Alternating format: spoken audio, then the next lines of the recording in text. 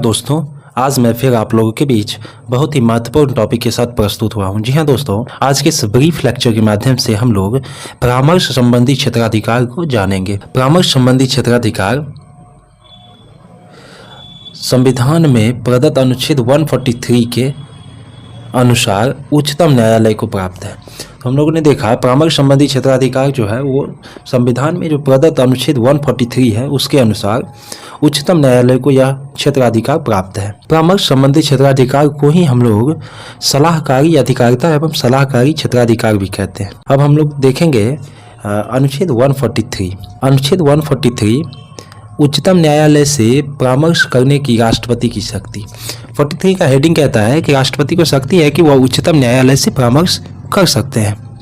आइए इसके डिटेल्स में जानते हैं। खंड 1 कहता है, जब किसी राष्ट्रपति को यह प्रतीत होता है कि विधि या तथ्य का कोई ऐसा प्रश्न उत्पन्न हुआ है या भविष्य में उत्पन्न होने की संभावना है और ऐसे सार्वजनिक महत्व का है कि उस पर उच्चतम न्यायालय का राय लेना समाचीन है, उच्चतम न्यायालय का परामर्श लेना समाचीन है, तो राष्ट्रपति उस प्रश्न को उच्चतम न्यायालय के विचारार्थ भेज सकता है। न्यायालय ऐसी सुनवाई के पश्चात जो वह ठीक समझे राष्ट्रपति को उस पर अपना राय देगा। खंड 2 कहता है, राष्ट्रपति किसी ऐसे मामले को उच्चतम न्यायालय की परामर्श के लिए सौंपता है जो अनुच्छेद 131 के परंतुक में वर्णित है, तो न्यायालय उस पर राय देने के लिए बाध्य होगा। तो 143 सीधा ये कहता है कि राष्ट्रपति को जब भी कोई ऐसा प्रश्न जो विधि या तथ्यों का हो या कोई ऐसा प्रश्न जो भविष्य में उत्पन्न होने की संभावना हो, जिस पर किसी भी तरह का कोई केस लॉ अभी तक उच्चतम न्यायालय के द्वारा नहीं दिया गया हो या कोई भी ऐसा मामला जो सार्वजनिक महत्व का है, तो इस तरह के जो प्रश्न होंगे, जो मामला होंगे, जो वाद विवाद होंगे, उसे राष्ट्रपति उच्चतम न्यायालय के पास परामर्श के लिए सौंप सकते हैं और उच्चतम न्यायालय को उस सौंपे गए प्रश्न पर मामले पर राष्ट्रपति को अपना ओपिनियन देना होगा। अब हम लोग कुछ इंपॉर्टेंट केस लॉज देखते हैं, बहुत ही इंपॉर्टेंट है केस लॉज। केस लॉ है इनरी एजुकेशन बिल। इनरी एजुकेशन बिल का मामला है, जिस मामले में उच्चतम न्यायालय के समक्ष यह प्रश्न आया अनुच्छेद 143 के अकॉर्डिंग कि उसमें उच्चतम न्यायालय ने यह जजमेंट दिया था कि अनुच्छेद 143 के अंतर्गत उच्चतम न्यायालय द्वारा दी गई राय यद्यपि आदर योग्य है परंतु वह न्यायालय के ऊपर बाध्यकारी नहीं है। मतलब कि 143 के अकॉर्डिंग सुप्रीम कोर्ट के द्वारा जो भी परामर्श दिए जाएंगे जिस भी प्रश्न मामले पर, तो वो न्यायालय के ऊपर बाध्यकारी नहीं है कि वो देना ही है। न्यायालय अगर सही समझे तो दे सकती है, नहीं भी दे सकती है। लेकिन नेक्स्ट एक मामला आया विशेष न्यायालय विधेयक 1978 या 1979 SC 478। इसके संदर्भ में उच्चतम न्यायालय ने निर्धारित किया कि अनुच्छेद 143 के अधीन उच्चतम न्यायालय राष्ट्रपति की परामर्श देने के लिए बाध्य है। न्यायालय यह भी कहा है कि उच्चतम न्यायालय के द्वारा दिया गया परामर्श, दिया गया ओपिनियन सभी न्यायालयों पर आबद्धकर है, किंतु न्यायालय ने यह ओपिनियन दिया कि न्यायालय की ओपिनियन के लिए स्पेशल क्वेश्चंस होने चाहिए। ऐसे प्रश्न जो स्पष्ट और सामान्य प्रकृति के हैं उन पर उच्चतम न्यायालय अपना परामर्श देने के लिए बाध्य नहीं है। ये विशेष न्यायालय विधेयक 1978 के संदर्भ में उच्चतम न्यायालय ने यह मत दिया। अब नेक्स्ट केस लॉ आता है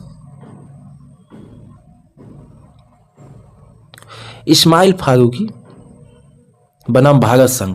इस्माइल फारूकी बनाम भारत संघ का मामला बहुत ही महत्वपूर्ण है। इसी मामले में उन्होंने यह स्पष्ट किया था उच्चतम न्यायालय कि किस तरह के प्रश्न उच्चतम न्यायालय स्वीकार नहीं कर सकते हैं।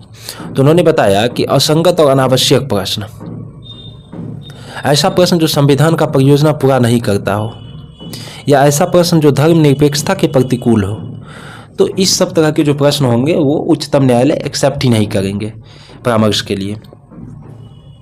नेक्स्ट आता है कावेरी जल विवाद अधिकरण। ये बहुत इंपॉर्टेंट केस लॉ है, तो बहुत ही बारीकी से समझें। कावेरी जल विवाद अधिकरण AIR 1992 SC 500-22। ये जो अधिकरण है ये कावेरी जल विवाद पर यह अधिकरण नियुक्त की गई थी केंद्र सरकार के द्वारा। मुद्दा ये है कि कावेरी नदी के जल बंटवारे के संबंध में कर्नाटक और तमिलनाडु राज्य में विवाद था। विवाद जब बढ़ा तो केंद्र सरकार ने इस विवाद के निपटारे के लिए एक अधिकरण की नियुक्ति की और वह अधिकरण जून 1991 में कर्नाटक राज्य को एक निश्चित मात्रा में नदी का जल तमिलनाडु को देने का आदेश दिया, जिसका कर्नाटक राज्य ने इस आदेश का खुलकर विरोध किया। तत्समय एक अध्यादेश पारित करके सरकार को यह शक्ति प्रदान कर दी कि वह अभिकरण के निर्णय को पालन करने के लिए बाध्य नहीं है, जिसका तमिलनाडु राज्य ने विरोध किया और ये विरोध बढ़ता चला गया, ये विवाद बढ़ता चला गया। तब राष्ट्रपति ने मामले को संविधान के अनुच्छेद 143 के अधीन उच्चतम न्यायालय की सलाह के लिए सौंप दिया। अब उच्चतम न्यायालय क्या अभिनिर्धारित किए इस मामले। उच्चतम न्यायालय ने कर्नाटक राज्य के द्वारा जो अध्यादेश जारी किया गया था उसे अविधिमान्य घोषित कर दिए, क्योंकि उनका कहना था कि जो अधिकरण नियुक्त की गई थी वो केंद्रीय अधिनियम के द्वारा नियुक्त की गई थी।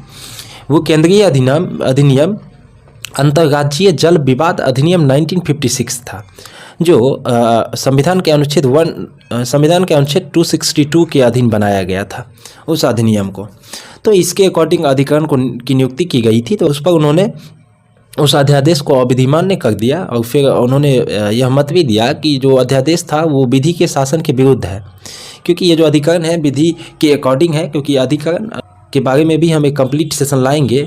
अधिकरण ऐसे हम लोग जान लेते हैं अधिकरण होता क्या है। अधिकरण शब्द के अंतर्गत वे सभी निकाय सम्मिलित हैं जिनमें न्यायिक शक्तियाँ निहित है। तो जब न्यायिक शक्तियाँ निहित हो गई तो विधि शासन के विरुद्ध हो गया वो अध्यादेश। तो जो विधि शासन और नैसर्गिक न्याय यानी कि नेचुरल जस्टिस के सिद्धांत का अतिक्रमण करने के कारण उस अध्यादेश को असंवैधानिक घोषित कर दिया सुप्रीम कोर्ट ने। एक बहुत ही महत्वपूर्ण केस लॉ है स्पेशल रेफरेंस 2002 का मामला AIR 2003 SC 87। यह मामला गुजरात विधानसभा से संबंधित है। गुजरात विधानसभा ने समय से पूर्व भंग हो जाने के कारण चुनाव कराने का मामला था। ये मामला न्यायालय के समक्ष आया था विचारार्थ कि क्या विधानसभा के भंग हो जाने के पश्चात अनुच्छेद 174 की अपेक्षा के अनुसार, जिसमें यह कहा गया है कि एक सत्र की अंतिम बैठक के और दूसरे सत्र की प्रथम बैठक के बीच 6 मास का अंतर नहीं होना चाहिए, ऐसी स्थिति में अनुच्छेद 324 के अंतर्गत निर्वाचन आयोग विधानसभा का चुनाव कराने के लिए बाध्य है। उच्चतम न्यायालय ने यह अभिनिर्धारित किया कि अनुच्छेद 174 एक जीवित विधानसभा पर लागू होता है, न कि विघटित विधानसभा पर। अतः विघटित विधानसभा के मामले में जो निर्वाचन आयोग होता है उसे चुनाव कराने के लिए वह बाध्य नहीं होती है, उसके इच्छा पर है कि वो करवाए या ना करवाए। तो इस बात पर क्या हुआ कि ये और विवाद बढ़ने लगा, इसलिए कि इसमें एक तर्क आने लगा कि अनुच्छेद 174 के अधीन कुछ समय का भी उल्लेख नहीं है। तो क्या समय का उल्लेख नहीं है तो निर्वाचन आयोग चुनाव ही ना करवाए, इस प्रकार लोकतांत्रिक व्यवस्था ही ध्वस्त हो जाए। ये तर्क आ गया न्यायालय के सामने। तो न्यायालय ने इस तर्क को देखते हुए उन्होंने यह कहा कि ऐसा नहीं हो सकता है। विधानसभा विघटन के पश्चात उसे तत्काल निर्वाचन की प्रक्रिया आरंभ कर देनी चाहिए और 6 मास के भीतर चुनाव करा लेना चाहिए। 6 मास के भीतर चुनाव करा लेना चाहिए। तो ये निर्णय एक गवर्नमेंट और निर्वाचन आयोग दोनों के बीच के विवाद को अंत किया। तो आज का कंप्लीट सेशन यही था। आई होप आप लोगों को अच्छा लगा हो। तो इसी तरह हमारे इस चैनल से बने रहें, चैनल को सब्सक्राइब कर लें और फिर मैं इसी तरह महत्वपूर्ण टॉपिक पे वीडियो सेशन लाता रहूँगा। तो हमारे इस चैनल से जुड़े रहें। तब तक के लिए बाय बाय।